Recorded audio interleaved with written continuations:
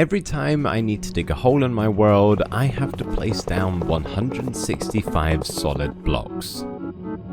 Then 5 minutes later, once said hole has been excavated, I tear them back down wondering if it's even worth doing in the first place.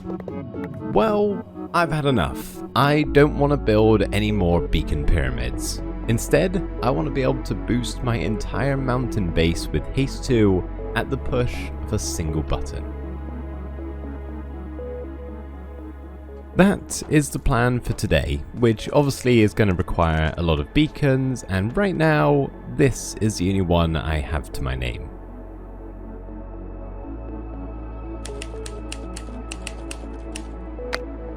Now, of course, a wither skeleton farm is going to be needed for that, which is why we are here at a nether fortress. Soon enough, we will have a wither skeleton farm right here, and most of the terrain around will be spawn proofed. There's a lot of it, so I am not really looking forward to that. But before we start on the farm at all, we actually need to spawn a wither, and I have no skulls currently. So let's have doing this the old-fashioned way.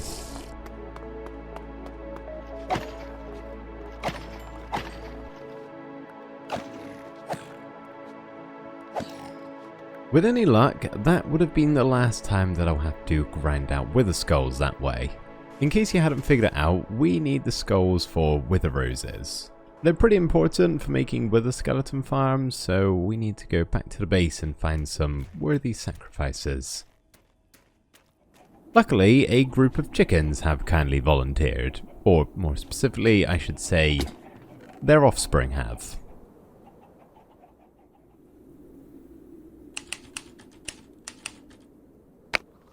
Oh gosh, what have I done? What have I done? This isn't a surefire way to make me feel terrible. I don't know what is. I'm very glad I'm not in the latest version of the game with the baby animals looking even more adorable and helpless. And the worst part, it's not enough. We need more chickens. Which is why I have brought with me some seeds. So once these little critters grow up some, we'll do some breeding and get even more. We need about 5 stacks of chickens, or wither roses. They're kind of interchangeable at this point, honestly. I don't know how I'm ever gonna morally recover from this, especially not after what I'm about to do. I need to poison all of these chickens. I think I have 5 stacks worth. It's honestly kind of hard to tell. I nearly died from entity cramming, so I'm gonna say it's enough for now. I'm sorry, chickens, I'm sorry to you, I'm sorry to the universe for what you're about to hear. Oh, that's not pleasant. That is not pleasant. Okay, is that everybody? Oh, look at them. Oh my goodness, it's chaos. It's like a stream. It's like a rapids of chickens. Wow. Okay, yeah, I think we got them all. I'd say so. I don't know if this is gonna be a silly idea. It may crash my entire game, but I brewed up some oozing potions. And even if the wither doesn't kill the slimes, I could use the slime balls, so I'm gonna do it anyway. Okay, yeah, this may entirely crash my whole game. Let's maybe not do all of them. It probably got all of them in all fairness, but, you know, if we miss a few, it might honestly be for the best. But I think we're ready to spawn this thing in. Well, here we go. No time to delay, we may as well just see what happens. Oh, goodness me. Let's take a step back. Okay, here we go. Oh. Okay, and a slime explosion. You know what? I'm just going to stay up here for a minute and let the chaos settle. Looks like the slimes haven't died, but that's fine. As I said, I could use the slime balls, so let's just stay here for a second and start smacking. Okay, we're getting somewhere. That's a lot of items on the floor. Plenty of wither roses, so that's good. Okay, I think we're safe to hop in. I've honestly forgotten there's a wither here. It's not really my top priority right now. He's gradually taking damage anyway, so we should be fine. Oh, one chicken did survive. Not anymore. Okay, full up inventory, stuff everywhere. Let's deal with this guy first of all, and then we'll pick some of this stuff up. There we go. First wither star of many today. That was actually pretty successful. We've got enough wither roses, double what I needed actually. A lot of chicken goods, which I don't really need. And then a ton of slime balls too, which is always needed. So job well done, I'd say. Thank you, chickens, for the worthy sacrifice. Now, I'm feeling pretty terrible for what I've just done to those chickens, so we're going to do a little bit of a side quest here before heading back to the Nether. I don't want to admit it, but I'm probably going to need more wither roses at some point in the future, and eggs really are just the best way to go about it. But instead of setting up a monstrosity like I have over here, I thought instead I'd build a nice cozy chicken coop. One that can actually function and collect the eggs, but doesn't trap them in just a 1x1 hole. Instead, it's going to be a 3x3 hole, which I can feel slightly less guilty about. And I'm only going to do, I think, 2 of them. I don't need that many eggs, and if this is constantly working in the background, I should get quite a few. Anyway, enough chicken shenanigans. We are back in the Nether, and look at this tiny island I found. It's so cute. Unfortunately, it's going to have to go at some point, but not just yet.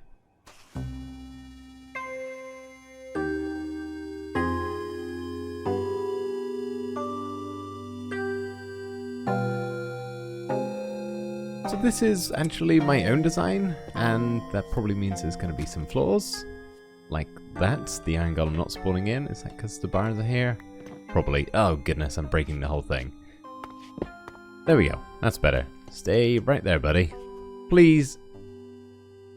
Oh, that's fine. I need one down here on this level too, so maybe he'll just walk over here eventually. That's alright. I've got more iron. Oh look, it's working already. That's a good sign. Okay, we're all fixed. The one downstairs is securely away, and this guy up here is also securely away. I'm gonna have some copper chains. Steady, don't you do that. No, get back in your hole. I said you were secure. You're currently not. Please, please don't fall off. Please, just do me a solid because I don't have any more iron. Come on. Okay, there we go. He's secure now. And we're going to have these chains going all the way up to the ceiling beyond these blocks, but I don't have enough oxidized ones, so we're just going to place in some regular copper chains and let them oxidize over time. Anyway, what I was trying to get at is, even though this is my own design, it works the exact same way as a lot of others, so once we get all the spawn proofing done, it should be absolutely fine. We're already set up in a soul sand valley for the most part, which immediately is helping rates because not a lot really spawns there. Obviously we've got a lot else to spawn proof, but that's just kind of part of it with the way this farm specifically works. I actually spent multiple hours searching for the perfect nether fortress, preferably one over a massive lava lake just to minimize the amount of spawn proofing needed, and in the end this was the best option, and it's also my second closest nether fortress, so pretty much I wasted a load of time there. That is maybe 5%, probably not even that, honestly, of the total slab coverage. Yeah, we've got a ways to go still. But as you can see, the farm is working, just very slowly right now. Just to give you an idea on total slab coverage, I've got a mod called Mini HUD, and I've loaded in what's called a despawn sphere. So from that killing point right there, there is a 128 by 128 sphere, as you can see, that everything inside of it, every solid block, needs to be spawn proof. So as you can imagine, it is quite a lot, honestly. Not too bad, it could definitely be worse, but it's still a lot. Which makes me think, you know, maybe I need another chicken coop? There are the other variants that I don't have a chicken farm for. Maybe that would be a good use of time. No, I need to place 1,000,000 slabs. Let's not put off any longer. I'll go grab some stone and we can start spawn proofing properly this time.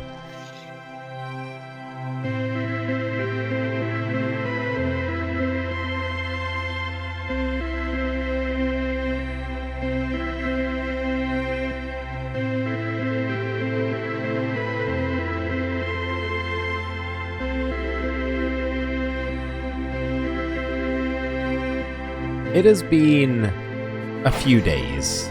I'm pretty sure I've got carpal tunnel now, but I'd say it was worth it because the farm is working a lot better, as you can hear and now see. We've got plenty of skulls, and this is just through testing really. I haven't honestly sat here for too long. And it also looks absolutely insane around here now. This whole area of the Nether is coated in slabs, and I've placed, let's see here, over 50,000 stone slabs, give or take. And just a quick tip if you want to do this yourself, stay as far away as you possibly can from the basalt delta, because slabbing all of this was an absolute pain, and I would not recommend it to anyone. But definitely worth it, and honestly, I've had a great time. I've just been chilling out, placing slabs, listening to an audiobook. It's not often I do a grind like that in Minecraft, so when it does come around, I do honestly enjoy myself. And we are full up. Okay, need to do something about this. So after installing an item sorter and placing in a little bit more storage, I thought it'd be a good idea to increase the size of my landing platform, something that's not quite as dangerous if I miscalculate my timing. And on top of this, we can also have a way to get up to the nether roof, just allowing a bit easier and safer access to the farm itself. After a good couple of hours of repeatedly smacking on wither skeletons, we have got not only a lot of levels, but also, if we check the storage, tons of coal, which is great, even more bones, which is even greater, and plenty of wither skulls. I don't know how many beacons we're going to need, but a stack of them seems like it's going to be enough. And if you're wondering what killing 64 withers looks like, well, there you go. Annoyingly, I don't have a good source of obsidian, so I'm going to have to break a good portion of one of these end pillars. Thankfully, glass is not really an issue, so just like that, we've got a whole stack of beacons. And it only took like an entire week. I hope this is worth it. I spent a pretty long time plotting out where the beacon grid was going to go at the base here. There were really only two factors to consider. The first one being each beacon had to be 100 blocks apart. That way we can get total coverage and there won't be any blind spots. The second factor being nothing could be in its way. I didn't want to have to move any farms or buildings in order to get this to work, so I had to make sure there was an unimpeded route all the way down to bedrock on each of these beacon spots. So this little machine is basically going to be the master switch. Using this button, we will eventually be able to turn on and off every single beacon across the entire base. At the moment, I've set up just a 5x5 grid, so 25 beacons in total. So until we expand and add more later, this one is right in the center of them all, and also nestled pretty nicely into this little spot in the mountain here. It's kind of perfect, maybe meant to be. The main reason why I'm stopping at 25 for now is because I kind of totally, completely and utterly forgot about the beacon base, using gold, iron, diamond, netherite blocks, you know, that important aspect. I have a lot, but not unlimited. I have both an iron and a gold farm, and I've been stockpiling. Thankfully, otherwise this would have turned into a really long-winded episode. This is a weird sight to behold. I haven't even got all of them loaded in. There's too many beacons. As soon as I load these over here, some of these unload. But we do have all 25 now in place, and I gotta say, it's a pretty cool effect. But at the same time, they kind of look terrible. There's too many just beams of light. It's sort of ruining the look of the base, so having a switch to turn these off would be preferable. So the first step is to somehow get this redstone input all the way down to bedrock level. I wish I knew how to do that. I could always just do a big long line of redstone, but there's probably a good teaching moment in here for me. Somewhere. I hope. After tinkering around in my test world for a little while, I found nothing that worked, thought all hope was lost, had to scrap the project nearly, until I looked online and discovered there's actually an incredibly simple solution. And that solution is walls. So we're going to have something like this, a long line of walls stretching from up here at the surface all the way down to bedrock level, with an observer pointing into this middle section. Then when we push the button next to this copper bulb here, essentially turning it into a lever, it pushes that wall into that central column, which updates the bottom wall here through this observer, giving out a redstone signal. Super, super simple. I never would have thought of it. So now we have the exact same over here, just this one is a little bit longer, but works just as well as the other one. With the click of a button, we can turn off the beacon system. Eventually it'll be all of them, but for now it's just this central one. And I thought it would be a good idea to have this central one be a little bit different to the rest. Yeah, it's a really long way down. So I thought we could color the beacon beam. I always forget you can do this, so I'm thinking maybe like yellow? Something nice and obvious that'll stand out from the rest. Let's go up and see what it looks like. Okay, how... Oh, that's not how you do it. How... There we go. Are we looking? Yeah, nice. A lot different and should make it pretty obvious as to which beacon I need to go to in order to turn it off.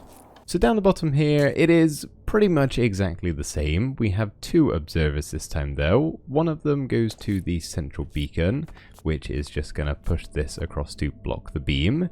The other side is going to go to a really, really, really long grid-like redstone line to all of the other beacons. And that redstone line will have one of these at each one of the pyramids to, you know, same deal, block the beacon beam. It has just occurred to me that I have not tested this. There's no real reason why it shouldn't work, at least not to my knowledge. I don't think there's a limit on how long a redstone line can be, as long as you have repeaters. But, you know, it'll be out of chunks sometimes, so let's just keep our fingers crossed, shall we? Oh boy, that took a really long time. Who would have thought that placing a grid redstone pattern in basically a 500 by 500 square would take so long? I didn't, but it does. At long last though, it is finished. We have every single beacon linked up to hopefully a flawless redstone system. I say hopefully because I have not tested it yet. I'm too scared to. There's no reason why it shouldn't work, but I just feel like everything's gone a little bit too well today. Something's bound to go wrong at some point. There's only one way to find out though, and that is to press the button. So with any luck, we'll press this and all of the beacons will shut off at hopefully the same time. Let's see. Not the same time, but they all turned off. Okay, great. I didn't mess anything up, and haste is depleting. Perfect. I'm guessing if I turn it back on, it's not going to be quite as seamless as before. Oh no, okay, they're all turning on. Sometimes they don't load in fully, but that is perfect. And just like that, we have haste again. Thank goodness, I was so worried this was going to be broken somehow. Looks epic though, doesn't it? Now we're keeping it as haste because that's the main beacon effect I need. I don't really have a use for any of the others. It's not only big holes that I need to dig out for farms or whatever, but sometimes I just need to go into the caves and get a little bit of, you know, dripstone or a little bit of tuff. I can just do that immediately. I don't have to spend the 5 minutes setting up a beacon now, which is going to make my life so much easier in the long run. I can't get over how cool this looks, but as I said earlier, simultaneously awful. It's a really cool effect, but yeah, it doesn't really suit the aesthetic look that I have in the mountains here. But that's why the bonus of the button exists. We can just get rid of it in an instant. But I think I'm going to leave it for a little while. Mainly because I've spent multiple weeks achieving this, and I don't want to just get rid of it right away, so I'll let you guys go, but I'm going to sit here for a while and just enjoy Haste 2. So thank you so much for watching. I know I say that a lot, but I really do mean it. Thank thank you. I feel very lucky to have so many wonderful people watching my videos all the time, whether you're a frequent commenter or just a lurker in the background, or this is the first video of mine you've watched. Thank you. I really, really do appreciate it. So yeah, thank you for watching, and I'll see you in the next one. Bye for now.